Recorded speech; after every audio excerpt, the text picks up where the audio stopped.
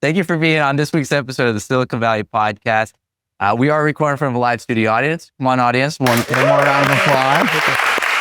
And it's a very active, very engaged studio audience, so they might be asking questions. But before that, you give the audience a little bit of background, a little bit of your career, your what you've done up to this point. Absolutely. Well, I've been very lucky in life. I hit the lottery many times. My family's originally from East Africa, Uganda. I grew up most of my life in rural Kentucky, places that are very, very far away from Silicon Valley. I came out here 25 years ago almost now to go to school at Stanford, where we are right now. And it changed my life, opened my eyes to the power of technology, what it could be, how a couple people in a garage can build a company that changed the world. And I was lucky enough to be part of one of those companies a long, long time ago.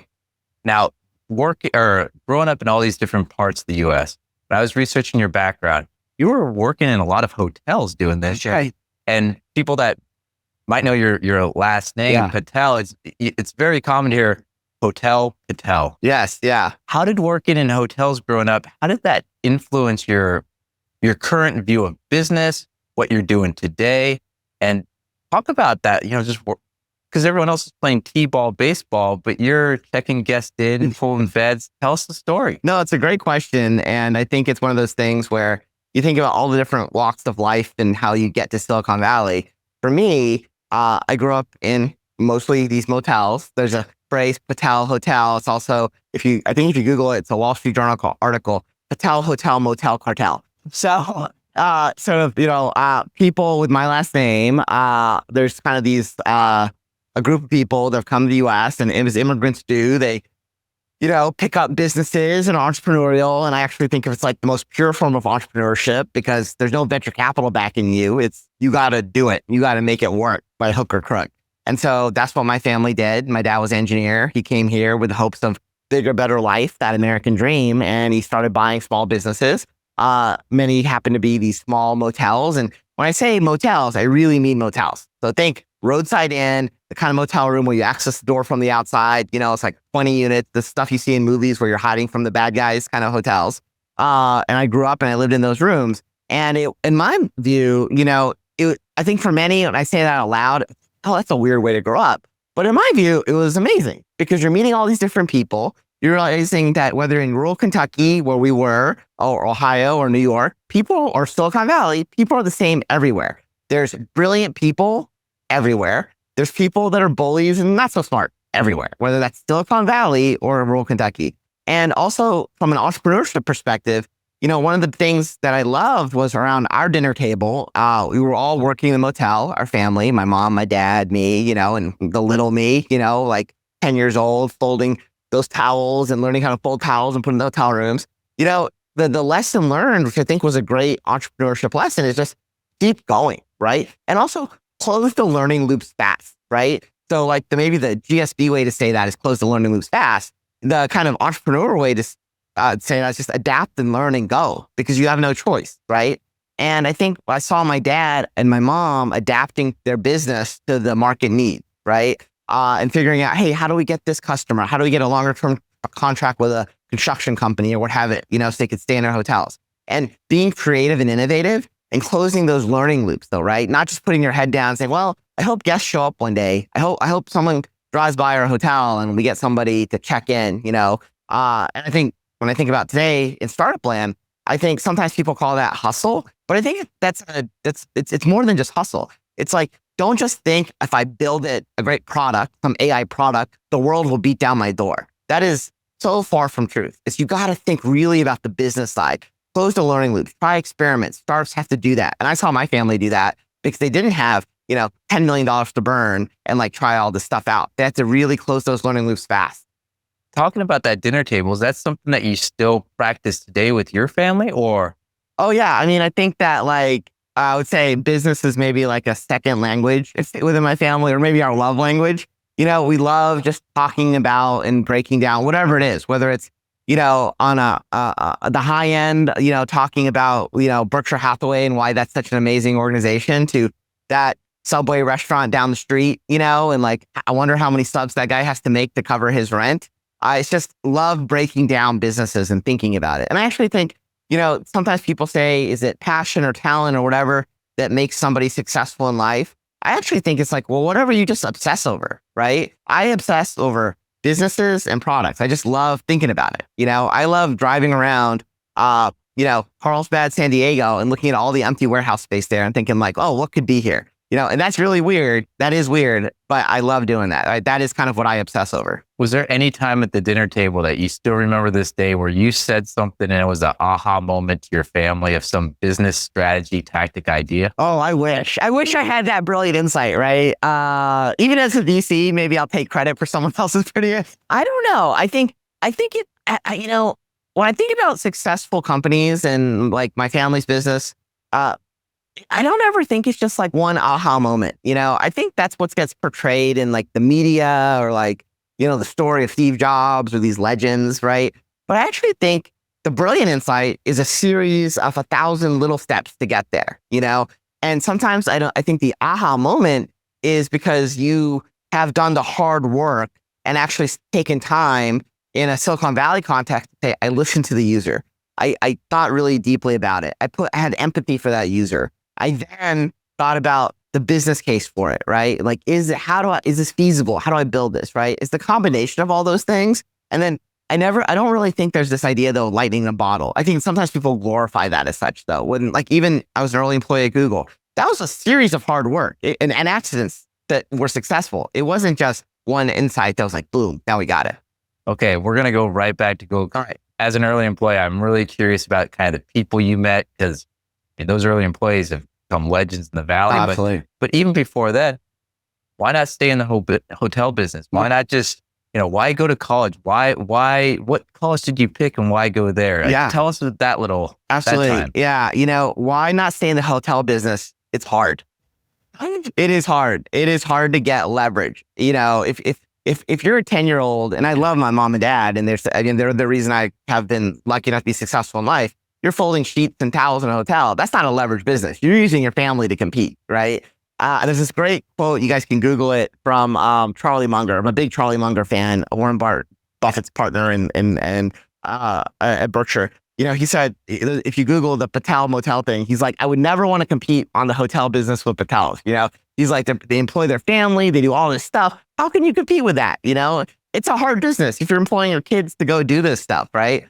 And what I learned from that was the power of entrepreneurship. Keep going, no matter what. Just go forward in life. Don't get stagnant. But I think the thing that my eyes opened when I came to Stanford was the power of technology and leverage. What it meant to write a bit of code and then that thing can scale and touch 1 billion people. People like Jerry Yang, who started Yahoo, who's hanging around Stanford, right? There's a building right across here named after him and his wife, right? On the engineering quad. Like seeing how that is power. And that's, I think, what really made me fall in love with technology as the vector for entrepreneurship, opposed to hotels and that sort of thing. And the reason I came to Stanford was because it was a good school. I think Stanford has actually risen in prestige from when I was here 20 plus years ago. But when I came here, the thing that really got me excited was when I talked to students, no one was asking me who my father was, who my mom was. Like, because my name isn't like Manish Patel the fourth. I'm just, my parents are lovely, wonderful people, but they're not like, the CEO of Goldman Sachs or some, legend of legend person. There's like really good people that work hard. And I really appreciated that about Stanford. The culture was like, what have you done? I don't care about what your family's done. And I think sometimes like with some of the Ivy Leagues or some of the other great schools, a lot of students were asking like and judging of like, who's your family? And just because your family had done something great, you automatically assume that you're going to be great. And that was very like against my ethos. It was very much about, well, prove who you are. And that's what I love about Silicon Valley in general and the Stanford ecosystem. It's that, hey, were you an executive at Cisco for 25 years? Or were you an entrepreneur? And yeah, maybe you tried 3 failed startups, but you actually tried to do something fantastic. You didn't just sit on your hands and ride one wave. Speaking of riding one wave, early employee at Google, how important is luck and being in the right place at the right time? Oh, 100%. Both. You got it. I mean, I feel like so much in life is timing and luck. Like if I think about my own life history, the fact that my family was from India and then lives in Uganda and left Uganda Like I could have grown up in East Africa, right? I could have grown up in the UK. I could have all these things, right? The fact that I was born when I was born in Silicon Valley, right after the dot-com wave, is amazing. And that I was able to then ride that wave of, Web 2.0 at Google, right? And I think that what I always tell my team as a venture capitalist today, and I tell entrepreneurs, the people I see that are most successful, I use this phrase, manufacture luck, being prepared for the moment, but also being aware enough to know, is this the moment that I need to accelerate into?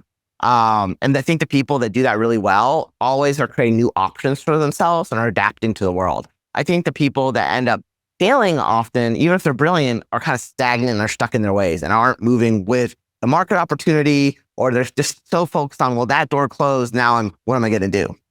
That's interesting. Did you have any of those moments ever when you were at Google?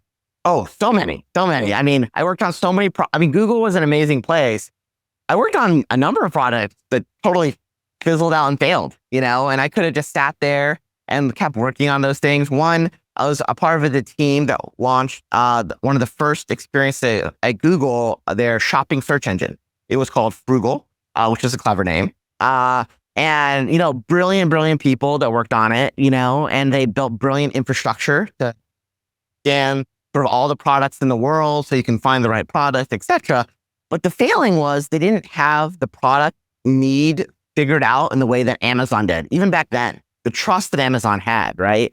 And they didn't realize things that, well, even if you find me the right product, I don't trust that seller. But with Amazon, I got to trust there, right? Like if I'm buying that toilet paper or whatever it is, I trust it's going to come and it's not going to be like a first package or wet or whatever it is. So some of those product insights, even though the infrastructure was arguably way better than Amazon's, didn't happen. And that failure, I could have sat there and just kept thinking about, oh, this is failing. Why can't I fix it? Why can't I fix it? Sort of learning that and then moving on to other projects, right? And being like, look, this type of product is not really the type of product that Google's going to be good at. I think I realized early on in my life after some of these failures was an amazing infrastructure company. And that's what they should focus on. In contrast to say a Facebook, which has become an infrastructure company, but at its core and its heart is a product company. If you think about what makes Facebook great and what it made great in the early days, it was, hey, I'm going to reach out and poke a friend and look at a picture of somebody and follow them in their life. Facebook was built on PHP in the early days, right? That is not necessarily something you would think of as a high-end, it's a technically sophisticated product, right? But it didn't matter because the product was just so good and it worked. So I think where Google really succeeded and that learning of like, don't just keep looking at that closed door was like, well, what is Google's competitive advantage? What are we really good at? And then trying to build and work on products where that really worked. How important was it at Google? I mean, at the very early days, so many of those people have gone on to just be all-stars in Silicon Valley. Was there that, I don't want to say that ethos or that when you're in a room there, you knew everyone here was going places? Was that ever felt there? It was actually the opposite. I would say that people forget when I was in Google in those early 2000s that it was one of the few places you could get a job if you wanted to work in a good company, a good startup. It wasn't like today's environment where there's, a Dropbox, an Airbnb, and all these competition, all these OpenAI, Anthropic, et cetera, right? The cool companies, I think, when I was graduating were like Oracle, Microsoft, which has now become cool again, maybe Yahoo. It wasn't like there was this list of, 1,000 amazing startups that are venture backed that have all the money you could ever want, that, et cetera. It was a very different ecosystem. So Google was able to benefit, talking about sort of being kind of lucky in the right place, right time. No, Larry were brilliant and they did have a vision, but their market also was such they could hire all this outsized talent, people that had built companies that failed in the late 90s, tremendous lessons learned. I was talking about it as who paid your tuition, right? So a bunch of VCs paid these guys tuition. They had big ideas of random companies that hit the wall. Maybe some went public and then hit the wall, but they were very experienced operators that came in this fantastic middle management layer. These were people that were like CEOs that knew how to build. And I was able to, in my 22-year-old self, learn from all these people, because they weren't able to go start another company. The venture market wasn't what it was today, right? So a lot of these people just got sucked up by Google. Same on the engineering side. all these brilliant engineers that had built all these systems and how all these learnings came to Google and were able to apply what they spent the last 5 years doing in terms of large scale systems, et cetera, to Google. And I think the brilliance of Larry and Sergey was that they didn't oversteer into people saying, you got to do this. We have a very hierarchical top-down management style. And I think they were able to do that because they hired amazing people that at some level self-manage. Have you been able to stay connected with these people past those early days? And how has that helped or hindered you? Yeah, I try to stay connected to as many as I can. I definitely do not stay connected to as many as I should, because there's so many wonderful alumni that came out of that are truly legend of legends, right? I mean, I remember when we hired Sundar Pichai, the current CEO, right? And he was the PM that did the task no one else wanted to do, which was Google toolbar distribution. So that was in this like browser wars, taking people way back. Probably some people that watch the show weren't even born yet, and like trying to get like placement in the browser, right? And he did that job. And I was like, that's not interesting. Very strategic for Google though, right? But it wasn't creative and interesting, like launching Google Maps or things like that. And seeing how he has now taken Google to this next level as an organization. People in venture capital that have done amazing things. Eli Gill, who's now, a firm, an individual, just an amazing investor. He used to sit across from me. Hunter Walk and Satya Patel started Homebrew Ventures, which is a really fantastic seed fund. Bill Corin at Sequoia, who's a legendary Stanford guy, professor, worked at Sequoia now as a partner, able to now collaborate with Bill on deals and investing. So it's such a long list, Sean. I'm like, God, I would love just to keep in touch with all these people. But I think what's great is that when I do run into people, it's so friendly, right? Because you don't think of them as the amazing legends of legends they've become. I still think of them, I worked with you in like 2004 on this thing, and I forget like, oh yeah, right. You're the CEO of Google, right? So it is kind of funny, right? It's kind of like you met them before they became who they became. And I certainly benefited from just being around them, having their mentorship. I think that's allowed me to be able to be more successful in my own career. Well, question there. We talked earlier about the importance of luck and being in the right place at the right time. What about the importance of network? Critical. And I did not realize that, honestly. So I think for young people watching this, like, I certainly, when I was growing up, my parents taught me how to get like a 1600 on the SATs. They did not say, hey, it's important to go to all the Stanford parties because that guy's going to go start Instagram or that guy's going to go start Facebook or whatever it was, right? That was not in my DNA, right? And that's something, I love meeting people and learning their stories.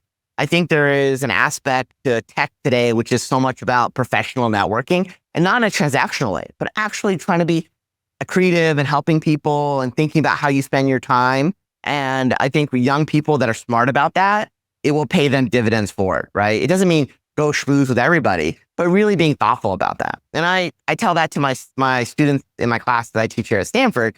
It doesn't matter if you get an A or B plus in this class or whatever. We do a lot of team-based work. It matters how you show up as a teammate because that's really what's important. How you show up as a human being. And people remember that. I think Silicon Valley is very small and life is very long. And these people that, one day I've met, their first company was terrible. The next company, it's like, oh my God, how did you build this? Because that was like a bad idea, right? And people learn and adapt. And I think that's really one of the things that I love about Silicon Valley is that in general, I think people are really good people and they want to just help people, and the nature of technology, I think it allows you to do that. I think other professions and other industries like, say in London or New York in finance, I don't know if it's as collaborative. It feels like it's a zero-sum game, versus like, hey, 1 + 1 is 3. We can build something together and my company can benefit and your company can benefit. Speaking of benefits, one of the things that was an early implication or implementation in Google was objective key results, OKRs. Yeah. Can you talk about those and how could companies now, startups, could they benefit from that system? Absolutely. That is the reason I have no hair. So I was fortunate. Genetics. It's good luck. God loves you. Being genetic superiority. I am thankful my mom rolled me over enough so I don't have like a pointy flat You know what they say? Grass doesn't grow on a busy road. Oh, there you go. I like that. Yeah. with OKRs, I think they are an amazing tool. So my experience with OKRs is that in the early 2000s, I was fortunate to work directly with Larry Page, who was the original CEO of Google, and run that process for the entire company. As Google was going through this IPO and becoming the Google that we know today, and it gave me an amazing top-down view on the world of Google. And I was also shipping product and kind of a line product manager. And I think it's an amazing management tool that gets totally misapplied by most startups. OKRs, the idea, in my view, is that it's a lightweight management tool that gives people the ability to have direction setting and then some measurability around that. So I want to go, philosophically go build an ad system, and here's some KPIs on revenue or page views or whatever it is to kind of track and measure what we're doing. But the point is that as a lightweight management tool, it's supposed to force conversation among teams and figure out like, hey, is stuff working or is it not working? Should we be talking more or should we be talking less? Is this sandbagging? Is this the right goal? It's really a way to force conversation and get people directly aligned. I think it also only works when you have teams that understand that. I think the way it gets misapplied today is very draconian.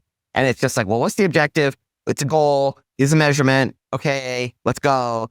And I think that loses the beauty of that tool, which is really taken from Intel, brilliant of Andy Grove, probably one of the best tech CEOs in history.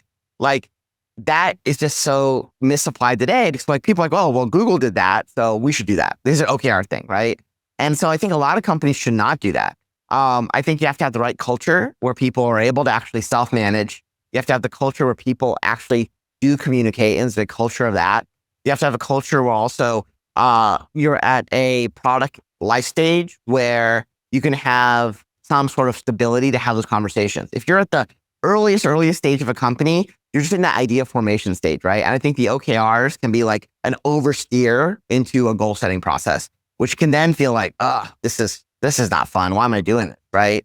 Well, question there, when would the right time be? Would it be around, and I want to pivot this into, you focus on Series A, and why Series A? And do you ask or kind of persuade your portfolio companies to implement OKRs? Yeah, so not all of them, but I do think generally speaking, I mean, Series A means so many different things to so many different people, especially in this market, and even us in my firm. So some of our companies have no revenue and are pre-product, some are post-DMF, been growing, etc.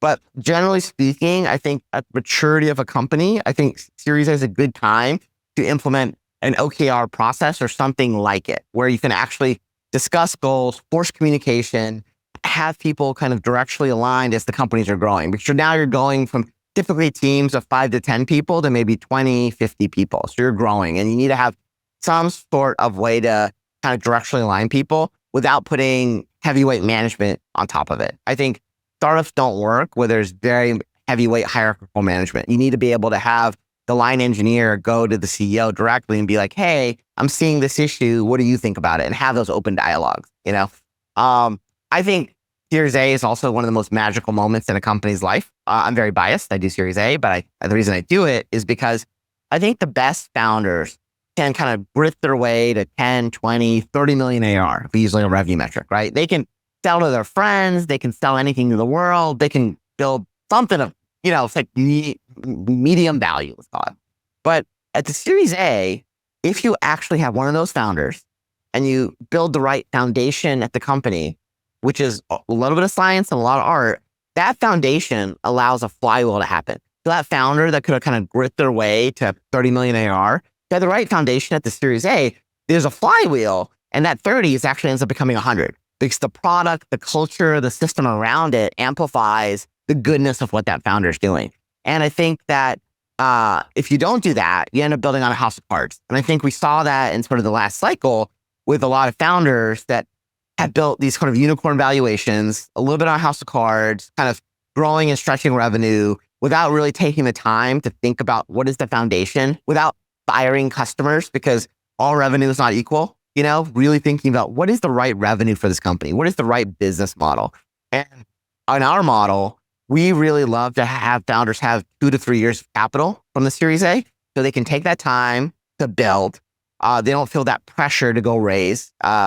And we're able to have that conversation where it's like, you can pivot and evolve the business. This weird thing happens when you take on more capital, which is surprising, but I've observed it in the last 14, 15 years in venture. The more capital a founder takes, the more they feel wedded to that idea.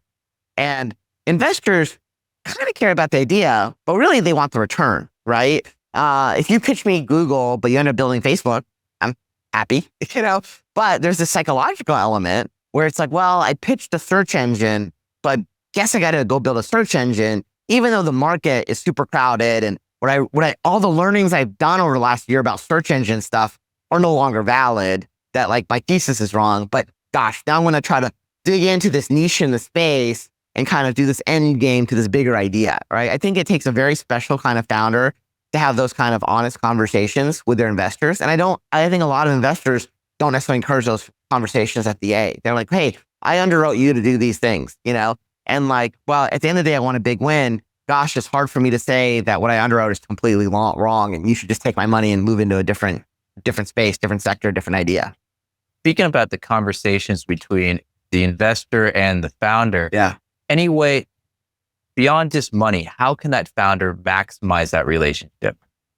It is a fantastic question. And I think a lot of founders, do not, because they feel like they're performing for their board versus having honest conversations with the board. I also think a lot of boards expect performance versus honest conversations too, right?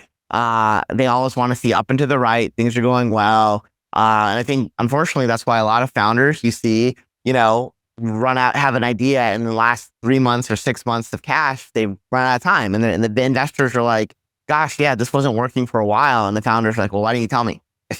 Why we could have, if you told me a year ago, I could have pivoted, I could have evolved, I could have learned from that. I think the number one thing great founders do and great board members do is show vulnerability. I think there's a lot of people that feel like they have to be a Steve Jobs and have this vision for the world. It's got to be like exactly correct and they can't be wrong about it. Even Steve Jobs was wrong about it, a lot of things, but he was right about the right things that mattered. I think a lot of founders be like, I don't know the idea. I thought this was going to work and it's not, or it's kind of working. How can we make it work better? Let's have that discussion. Let's have that strategic discussion. Don't just give me a readout of the slides and the graph and the P&L. And I think a lot of founders do that in their early board meetings and it wastes a lot of time. I think a lot of board members don't do a good job of just shutting up and listening. I think the best investors I've had the chance to work with and do a lot more listening and a lot less talking. I think the ones that do a lot of talking are often giving these rule of thumb kind of advice. Well, this situation, this and that. You end up with kind of average advice and you end up with an average company. Because I do think the best startups are their own unique creature. There are patterns, but you really have to take those learnings and synthesize them. And I think the great VCs know how to do that. Speaking of great VCs, you've been in the Valley 15 years as a VC, longer. Let's talk about some of the wins, but also let's talk about your anti-portfolio, the companies that you missed. Yeah. And any companies there that you want to mention and anything you learned from missing those opportunities? Absolutely. I'd say the two that come to mind, one was Snapchat. So I met Evan very early on. He's a Stanford kid, a student, alum, and in the design program. And I met him very early on. And the pitch, Snapchat was disappearing photos, etc. Right? That was kind of the initial idea. A lot of engagement. Some of those photos, let's say, were kind of like no photos, right, for young people. And for me, I totally I saw that completely wrong, right? I didn't see that Facebook antiquated. That's for old people. That's not their thing. The entertainment value and the kind of underlying latent human need of just delight and connectivity. And this was a way to do that. And I should have just looked at the data and be like, well, yes, the starting point, these are young people. They're obviously going to do some of these types of experiences, but look at the other types of photos and things that are sharing, the connectivity, the time spent on this, right? It's really special, really different. The fact that it was taking market time away from other services. And because of that, that was a missed opportunity because I brought my own biases of because these kind of more racy experiences, it's a wash. I shouldn't touch that company, right? I didn't really look at it from a true curious mind perspective. I came in with a lot of baggage of I don't know, I don't want to touch that, right? And I think if I came in with a curious mind, an open mind, I would have been like, oh, there is actually something really special here.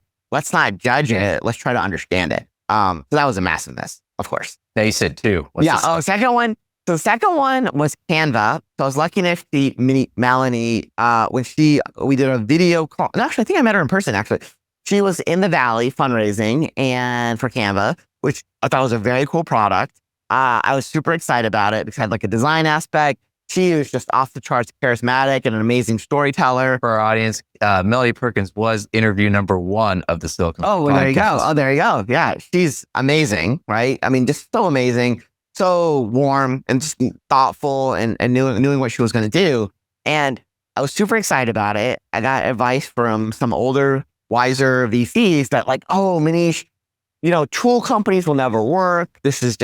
That's not a good market. This is just like this will be a small company. Adobe will acquire it. It's not that interesting. And who's going to pay for a tool like this online? All that kind of stuff, right? Because that was some of these older guys, that was their lessons learned, right? Because they were operating in the late 90s, right? They weren't thinking about, well, who's the user today? That, gosh, Adobe's really hard to use. That's a pro tool. I want something that allows me who is not as technically sophisticated to create great, awesome things. And I think I took that wisdom directly 1-for-1, and that was a mistake. So I missed that opportunity to do the seed. Actually, some of my closest friends did the seed, and one of them did the Series A, and they're quite happy about it. But I think that was such a miss because, it's one of those things where in venture and company building, there's a lot of smart people around, but you, I think, have to trust your own instincts about why a founder is special because it's such a subjective thing. And then you also have to trust your instincts about how a market can be redefined. You have to be educated. You have to know what you're talking about a market, right? You can't just be like, oh, it's going to be big because it sounds like it's going to be big. But I think sometimes you just listen to so many like stories of the past. And one of the great things I talk about with some of my friends at big old school VC firms is there's no new deal. Like if you think about Sequoia, one of the legendary firms, right? There was Webvan, which was a super hyped up company in the 90s. Some people in the room may know. Then they did Instacart, right? It's like, wait, aren't those the same things? Is that the same deal? But they're very different, right? They were able to take those learnings. But everybody brings baggage when they look at things. And I think that's one of the challenges with folks that have been in venture for a long time, myself included, is like, be aware of your biases and like why this moment in time is either similar or different, about why a company could exist or not exist. Speaking of looking at things, they say good is the enemy of great.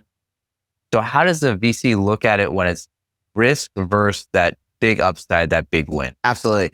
I tell my team this at my firm that the thing that will kill any early stage venture firm is the good deal. We want the great deal. The good deal is the safe deal. The good deal is, well, those guys went to Stanford, they studied computer science. They worked at McKinsey. They worked at Goldman. They're super smart. They're working in an existing market that we know well, some SaaS tool thing. That guy interned at Salesforce last year, so he knows this space, whatever it is, right? That is the good deal. And, that's maybe a 3 to 5x outcome. Maybe it becomes a great deal. The great deals are the ones that are a little quirky.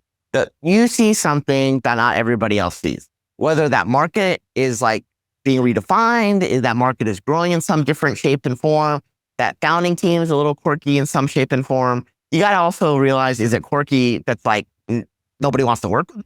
Or quirky like, oh, they just see the world differently. I often also tell founders, I will not invest in you if I know more than you. You have to tell me a secret. You have to tell me the unknown about the market or space you're operating in. Because you spend 1,000 hours thinking about this problem, if not more. Maybe I spend 10 hours, 100 hours thinking about this problem. And if I know more than you, that's really bad. And so that's an immediate pencils down. So we like to look at that as well when we talk to teams. And that going back to the idea of like, is it a good deal or is it a great deal? Speaking of knowing more, what do you see on the horizon that entrepreneurs should be looking in that are the disruptions in the coming years? AI is a thing. I think that a few, two-part answer for that. One, I think the best companies end up building into A+ markets, even with B+ products. So I think for people that are early stage founders, like focus on the acute pain point. Don't try to build the Ferrari out of the gate. I think that's really hard. It's impossible. You have so limited funding, and if you're saying it takes a Ferrari or some super high-end solution to solve this problem, that's going to be a really, really tough line to walk. But if you can build a Volvo, let's say, or a Yugo, right? And people still want to drive that car, like, gosh, that's a really interesting problem. You're getting pulled in to solve the problem. So I think founders should really think about that as they think about, what spaces they want to operate in. And then, Manish, if anyone wants to find out more information about you, your fund, what you're working on, what's the best way to go about doing that? Absolutely. So our fund website, www.nava.vc. And then email is great for me. My email is Manish, Manish, @nava.vc. I'm excited to always hear from you. I try my best to respond to emails. Admittedly, I don't always, but I will try my best. Fantastic. And when I'm not the host of the Silicon Valley podcast, I'm an investment banker focused on mergers, acquisitions, growth capital. Connect with me on LinkedIn. And also, don't forget to go to our website, the Silicon Valley Podcast. Check out our archives where you can see the interview with Melody Perkins and so many other famous rock stars here in Silicon Valley. And with that, Manish, thank you for taking the time to be on this week's episode of the Silicon Valley Podcast. It's been great. Thanks, Sean.